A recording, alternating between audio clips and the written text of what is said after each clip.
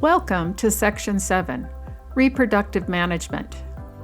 In this section, we are going to review the guidance provided within the codes on responsible breeding.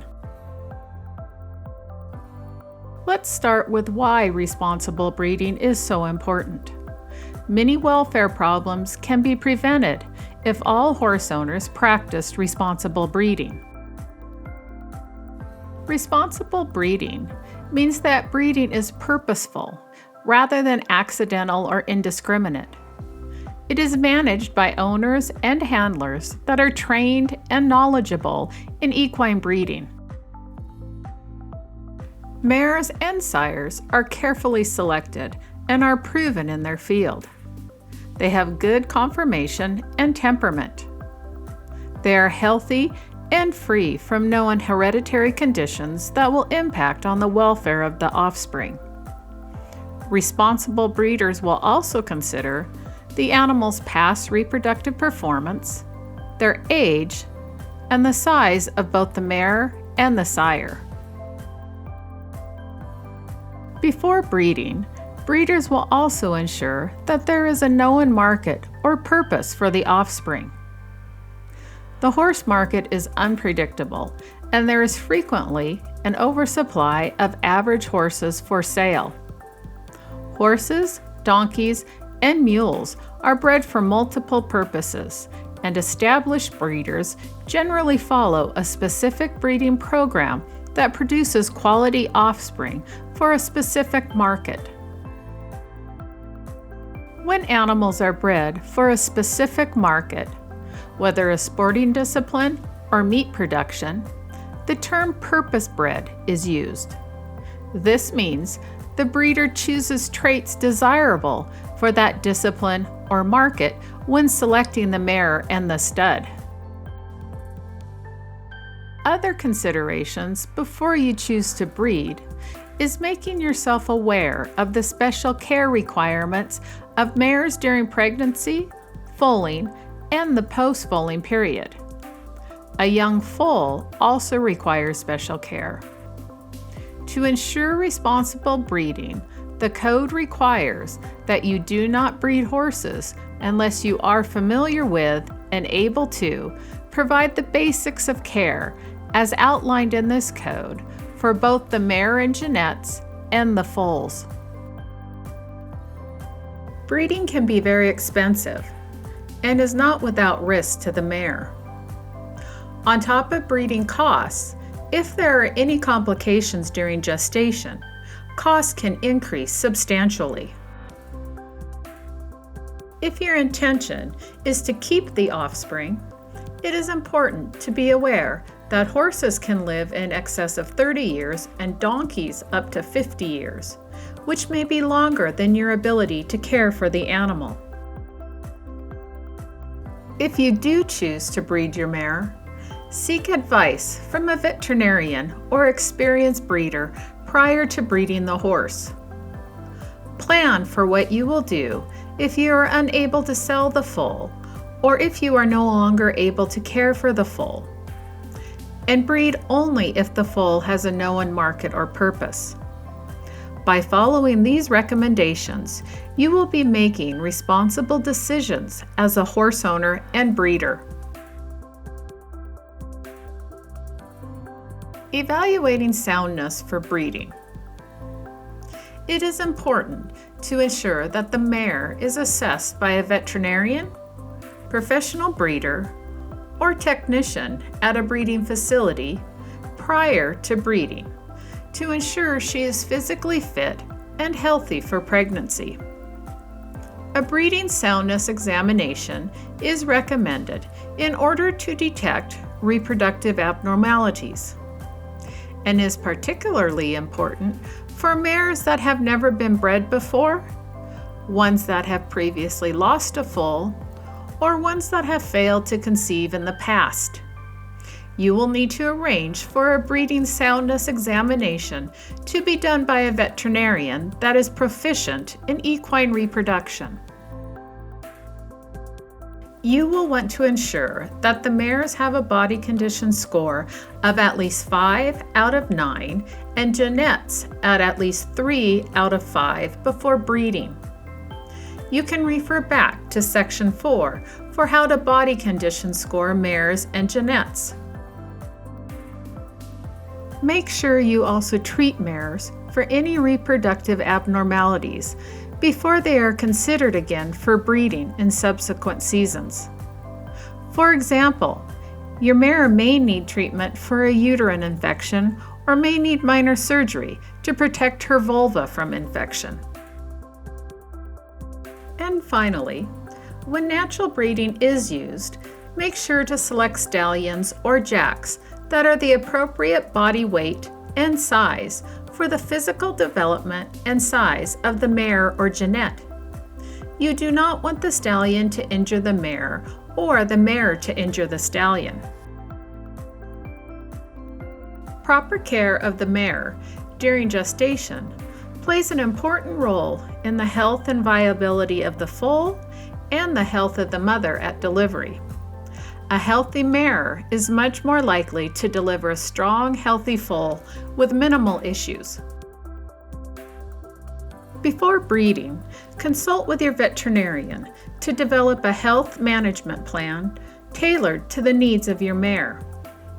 This should include a schedule for pregnancy examination, pre-foaling instructions, and contact information for emergency care during gestation or foaling. Preventative care is an important part of gestational health for the mare and the foal. First, consult with your veterinarian on the appropriate vaccinations and deworming program that will help to protect the mother and fetus during gestation. Vaccinations should then be boosted 3 to 4 weeks before the projected foaling date to optimize the antibody concentrations in colostrum, as the foal will continue to receive protection after foaling through the immunity transferred to the foal via colostrum. Another aspect of preventative care is biosecurity planning. Make sure your mare is kept in a clean environment, free of toxins, including fescue grass. She should be kept away from any sick horses and not exposed to new arrivals at the farm that could possibly be carrying a disease. And be cautious about allowing a pregnant mare contact with horses that go to shows, clinics, or other places where horses commingle. At this point, you should also be consulting with a veterinarian or experienced breeder to become knowledgeable in the foaling process and how to provide appropriate assistance when the mare or Jeanette is having difficulty foaling. You want to have this knowledge ahead of time and readily available, and not be depending on Google if foaling difficulties arise while the mare is delivering. Pregnant mares must have some form of exercise or turnout during their gestation, unless under stall rest for medical reasons or severe environmental conditions make this temporarily impossible. Exercise will help keep the mare fit and in good physical condition for delivery. Consult a veterinarian or experienced breeder for appropriate levels of exercise during late gestation. The average length of gestation for mares is 341 days, give or take 15 days, or 365 days, give or take 20 days, on either side for Jeanettes. Mares should be moved up for more frequent observation and easy access to foaling facilities approximately 3 weeks before their expected due date. Attentive management will help ensure the birth of a healthy foal with no injury incurred by the mare or Jeanette. Mares must be checked at least twice a day at a minimum to ensure they are healthy and not experiencing any issues. Mares requiring medical care during gestation must receive such care. As the due date approaches, regular observations of the mare needs to occur. Though most mares will foal unassisted, it is critically important to be knowledgeable about the foaling process so that a problem can be promptly identified and addressed. Survival of the foal and/or the mare and genet is improved by rapid intervention when foaling difficulties arise.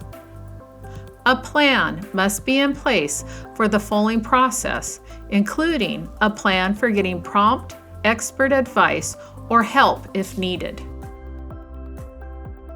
The physical changes you will see in the mare as she prepares for foaling include development of an udder and distended teats as she starts to produce milk. You will also notice the presence of a waxy substance on the end of her teats.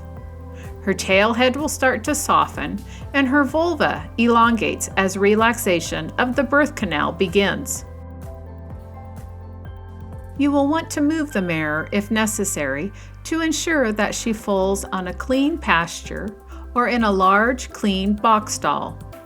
Let your veterinarian or experienced breeder know that your mare is getting ready to foal and check that they will be available to attend the foaling at the first sign of difficulty.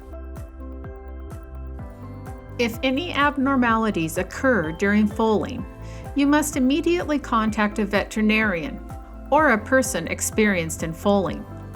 Make sure you have all the relevant information, such as how long since her water broke or how long she has been straining. A normal foaling takes less than 20 minutes from the time the water breaks. If, after 10 minutes of active labor, the foal is not visible, provide appropriate intervention without delay. Once the foal is delivered, the placenta should pass within 3 hours and be saved so it can also be examined. It is recommended to arrange for the veterinarian to examine the mare after delivery, especially if they did not follow the normal foaling progressions. Once the foal arrives, your care and attention need to be on both the mare and the foal. Those first hours are the most critical to the foal's survivability. A healthy foal will be active, alert, and responsive, and will keep the mare's udder empty.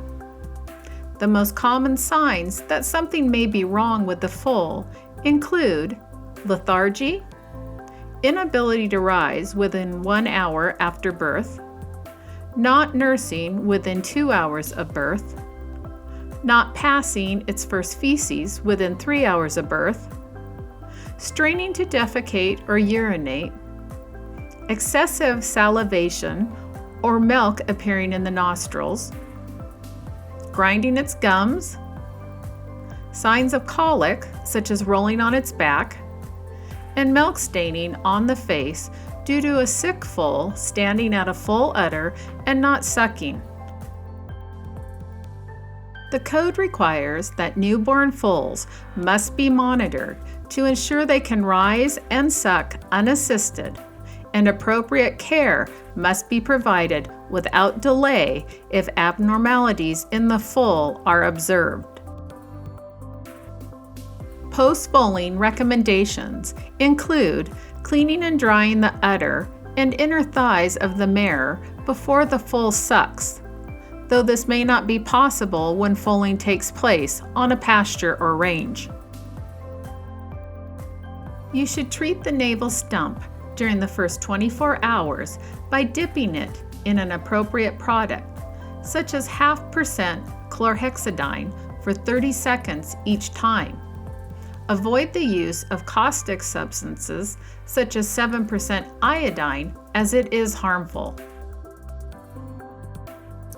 And have a veterinarian evaluate the foal and include a test for adequate colostrum intake, especially in cases where the foal does not suck adequately in the first 6 hours of life. Colostrum is the first milk produced by the mare at delivery.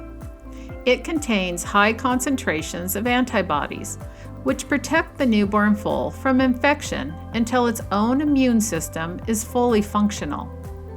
Failure to receive adequate colostrum is one of the main risk factors for severe infection in foals and is why it is required in the code that all foals must receive colostrum or alternative care to maintain their health and vigor. Before the arrival of your foals, you will need to discuss colostrum management with a veterinarian or experienced breeder so you have a clear understanding of what the requirements are for colostrum consumption. Timeliness of colostrum consumption is critical as the newborn foal's ability to absorb colostrum antibodies is highest immediately after birth and decreases by 6 to 8 hours after birth. If you are concerned at all about the foal's consumption of colostrum, a veterinarian can perform a blood test to assess whether a foal has received sufficient colostrum. Mares produce colostrum only once in each pregnancy, approximately within the last 2 to 3 weeks prior to foaling. If mares leak colostrum prior to foaling, the colostrum can be collected by milking and freezing for later administration to the foal. If colostrum is not available from the mare, plans should be made to provide an alternative antibody source. When supplementation is necessary, provide the foal with frequent feedings of colostrum as soon as possible after birth. Situations that may require an emergency source of colostrum include mares with little or no milk at delivery, the death of a mare during delivery, or twins where the mare does not have enough colostrum for both foals. Some mares may also not come into their milk fully until several hours or possibly days after delivery. As they are all situations that you cannot predict, you should always have a frozen supply of or have access to high-quality colostrum during foaling. If you are going to collect your own colostrum, practice good hygiene at all times, including collecting, storing, and feeding colostrum. Make sure your hands, the mare's teats, and all collection devices are clean before you begin. Storage containers will need to be sanitized before placing colostrum in them and airtight so they freeze well without damage. You will want to thaw stored colostrum in warm water. Do not use a microwave as it will destroy nutrients within the milk. Only feed colostrum out of a clean and sanitized bottle and clean them after each use. There is no more rewarding time than when you have reached weaning age with a healthy and vigorous foal. A foal is typically weaned around 4 to 6 months of age and is necessary in order to facilitate more handling and training of the foal and to allow the mare to regain lost body condition. Weaning can be a very stressful time for a mare and her foal. Make sure you are prepared to make the transition to independence as stress-free as possible. Stressors that a foal might experience include the separation from the mare, changes to their diet, exposure to new surroundings, and the expectation for more handling than what the foal has previously experienced. There are several weaning methods, and each method has advantages and disadvantages. The method you choose will depend on past experiences and the facilities available on the farm. To help make the right decision for you and your foals, consult a knowledgeable and experienced horse person for advice on weaning methods. You should base your weaning decisions on the mare's milk production and body condition, as well as the foal's age, physical development, and health status. make sure you wean your foals in a manner that minimizes stress to the foal and the mare or genet. This can include keeping wean foals in the company of other equines, such as other wean foals or older, calm horses, as isolation is stressful to the foals. Plan weaning so it does not coincide with other stressful events or times when the foal's immune system may be compromised, such as during adverse environmental conditions or painful practices such as castration. If you are going to provide creep feed, it needs to be introduced to the foals at least 1 month before weaning, and ensure they have access to a high-quality, high-fiber diet such as grass, hay, or haylage before, during, and after weaning. There are 2 requirements in the code that you must follow during weaning. They are that all facilities or fencing used during weaning must be safe and made of strong materials free from protrusions, and that corrective action must be taken if the foal or mare injures themselves attempting to reunite during weaning. Both foals and mares must be monitored regularly during weaning to ensure they are safe and adjusting to their new independence. You have now reached the end of this section of the Equine Code of Practice training series. Please click the button below to return to the main Equine Code of Practice training page.